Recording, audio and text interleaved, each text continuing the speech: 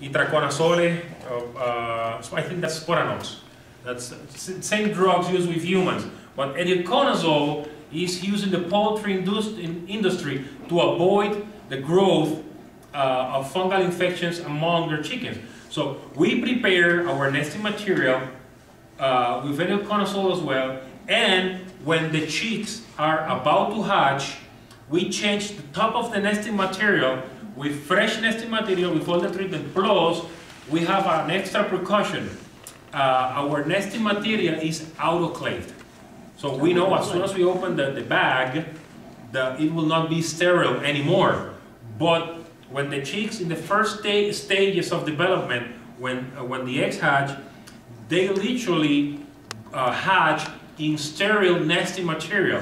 So that will reduce the chances for asper spores to invade the chick respiratory tract. The other thing is the older they are, the immune response of the chick grows after 35 days of age. So we know that between the first 25 to 35 days of life of that chick will be the most crucial days for that chick. Usually when they are over 30, 35 days old, when they cross that threshold, it's almost impossible for that chick to die.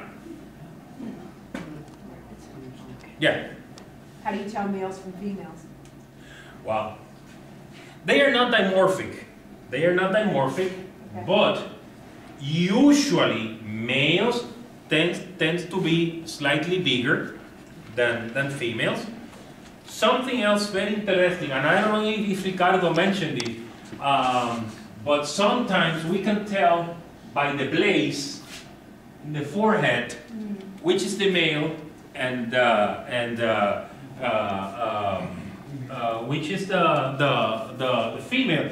Usually males tend to have a bigger red blaze than the female, and we know that because in the wild most of the time the male has the bigger blaze, and something else in captivity, when they are establishing their perking order in the training cages and in the flying cages, you can tell because of course we know the tag numbers, we know who's who. They have the tendency that the dominant male is always on top of the cage, and when you look at him, normally the red blaze, the riblet blaze is present in him. And I just said usually because I have some cases like a guy that against all odds is one of our best breeders. First of all, he was an assisted hatch.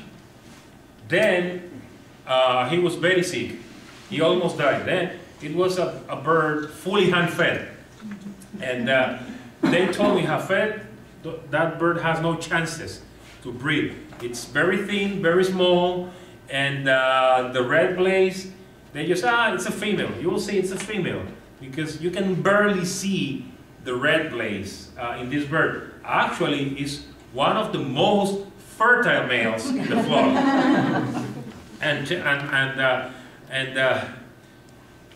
Well, how should I say it? Well, in terms of, no, in the parrot world, he's a sex junkie.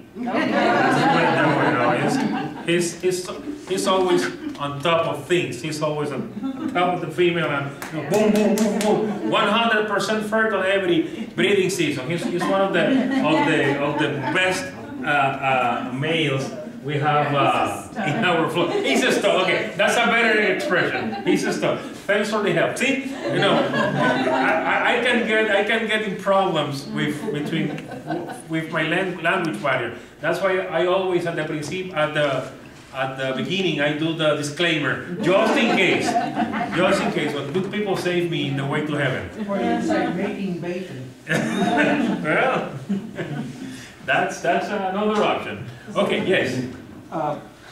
You showed slides or in the video of the birds with the transmitters on them with the long antenna wire hanging off. How is it that the birds tolerate that when they're feeding themselves or other birds? Okay. Wouldn't that drive you crazy? I'll give you the short answer and the long answer. The short answer is because we pump them. That's the short answer. The long answer, as part of the training, when we select which birds are going to be released into the wild based on their genetics, based on the condition of their feathers, based on their social capabilities, based on their flying skills, based on the genetic information we have about them, based on a full veterinarian inspection, based on a pectoral mass inspection, a kill score. When we took all that data together and we said, okay, this is a potential group that could be released into the wild, we prepare what we call a dummy color.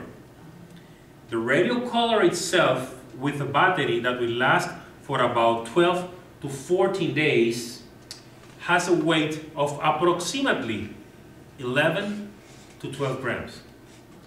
The training color has a weight between 15 to 18 grams. So we put the color, and before we release them, they spend several months flying into a huge fly cage. I think, yes, Amber was there. It's the fly cage is as long as this room.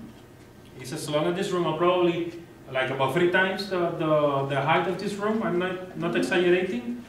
And the birds are constantly, we force them to fly from side to side, so they are in constant training with that color.